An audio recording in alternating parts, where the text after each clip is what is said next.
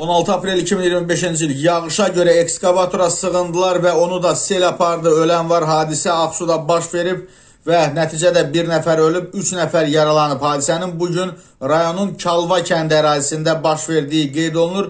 Bir qədər sonra çaya sel gəlib və güclü axının təsirindən ekskavator aşıb. Hadisə nəticəsində ekskavatorun içində olan 4 nəfərdən biri hadisə yerindəcə həyatını itirib, digər 3 nəfər müxtəlif dərəcəli bədən xəsarətləri alaraq çətin vəziyyətdə texnikanın içində köməksiz vəziyyətdə qalıb və əraziyə FHN əməkdaşları cəlb olunublar.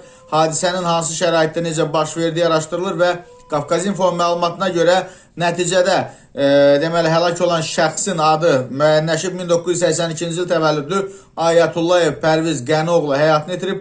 Ekskavatordan sağ çıxarılan şəxslər Qazax rayonunun Yuxarı Salahlı kənd sakini 33 yaşlı Bəxtiyar Nəsiboğlu Abdullayev, Cəbrayıl rayonunun Niyazqullar kənd sakini 43 yaşlı Elnur Məhəmmədoğlu Salahov və Gədəbəy rayonunun Çiçəkli kənd sakini 37 yaşlı Bəxtiyar Faziloğlu Qasımovdur.